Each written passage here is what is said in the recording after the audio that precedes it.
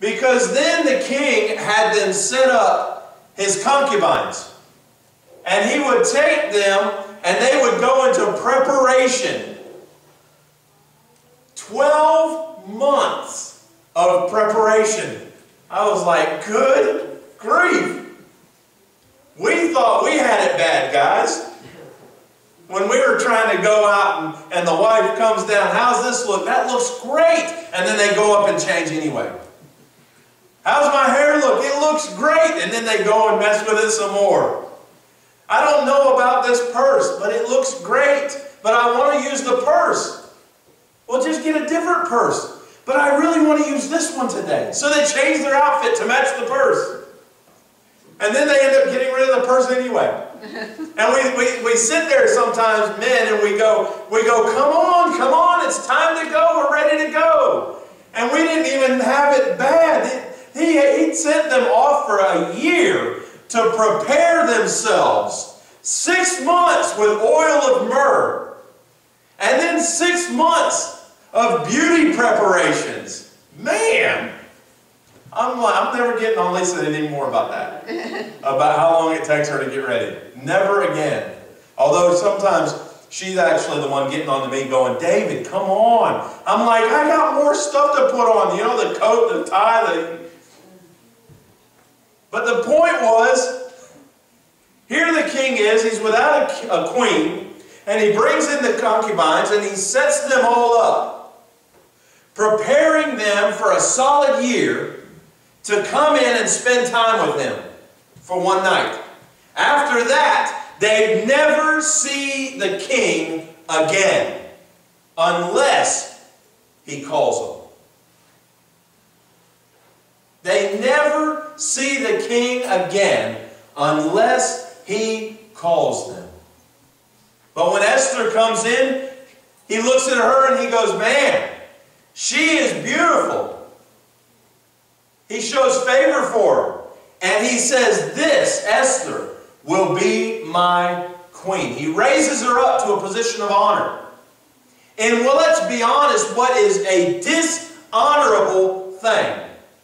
Nowadays, if we even talked about a concubine, oh my goodness, the concubine was nothing more than a servant wife. She was a slave that was used and abused. That's what she was. And here Esther is brought out of her nation, away from her people. She's put into what amounts to slavery. And she is abused in that slavery. And she could have been sitting there going, oh my goodness, this is it, this is the end. I am just had it. I've had it and I want nothing more to do with God. God has put me in this position. I want nothing else to do with Him. But she didn't. And she gained favor. And God raised her up. And then all of a sudden, here comes this man, Haman, who walks out and says, these Jews, I hate them and I want to destroy them. He talks to the king and he says, King, these Jews are numerous. We need to beat them down and get rid of them. The king goes, you know what? You're right. Let's do that. Let's make this decree that on such and such a day, people can go out and kill a Jew for no reason whatsoever and not be punished for it. In fact, we will pay them. That's ridiculous, isn't it? Can you imagine if somebody in America came out one day and they said, we got a law. We got too many of this kind of race in America. So what we're going to do is we got this law that any person can go out and kill a member of this race and we will pay you for them. We would get astounded. We would get shocked. That person would not be long in office, would they? But the people loved it. And the Jews feared it. And so here we see the situation. Esther's away from everything she knows. away from her ethnicity, her nationality, her homeland. And now her nation is under attack once more. Her life is threatened. Her family's life is threatened. Everything around her, everything that she knows is threatened by this rule, this law, that they could go out and kill them for no reason whatsoever. Can you imagine the stress? Can you imagine the frustration? How could you do this to me, God? We say those things. I wonder sometimes why if somebody even says that a person in the Scriptures thought that it's almost like it's blasphemy, isn't it? You tell somebody, I think that they were scared. Oh, no, not Paul. Paul couldn't have been scared. Paul, man, Paul was, he was the man. He was this, he was that. I'm telling you what, there were times when Paul was scared, and I'm telling you what, that I bet she was under so much stress right now that she could not hardly take it.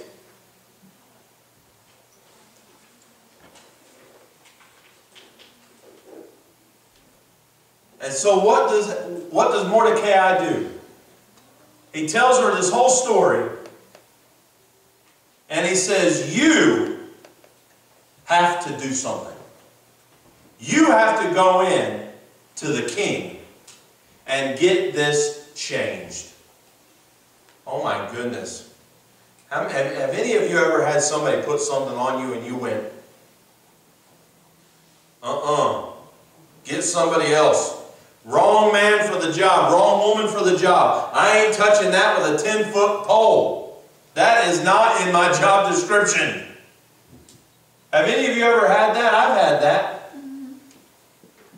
Where you just get to the point where somebody puts something on you and you're like, whoa, whoa, that is too heavy. My knees just buckled at the feel of it. Well, that's what Esther did.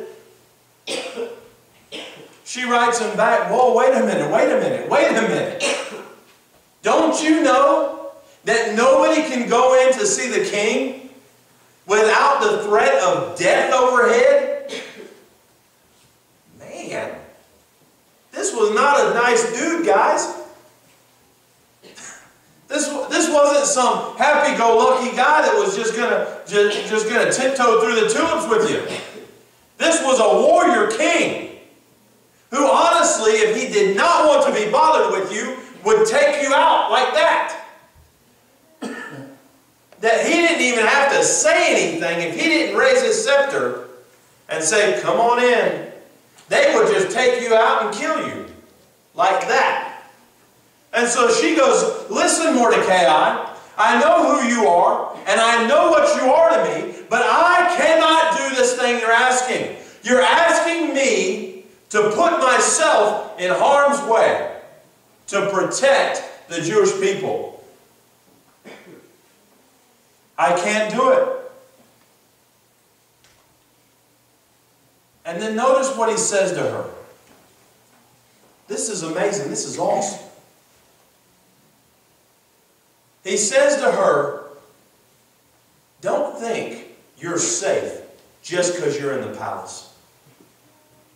We get this idea sometimes, don't we? You know what? It's gonna hit them. Nobody knows that I'm a Christian. No, I haven't told anybody that I'm a Christian. She said, I hadn't told anybody that I'm a Jew. And he looks at her and he says, don't think you'll be safe. Because they will come after all of us, and they will come after you. He goes, you're looking at this from a self-preservation mentality, but your mentality is wrong. You will not be preserved because they will come after you as well. He goes, and guess what? You not only will not be preserved, but you will not be used. And you will not hinder what God is going to do. Have you noticed how many people in the world today, how many Christians honestly think they can hinder the move of God?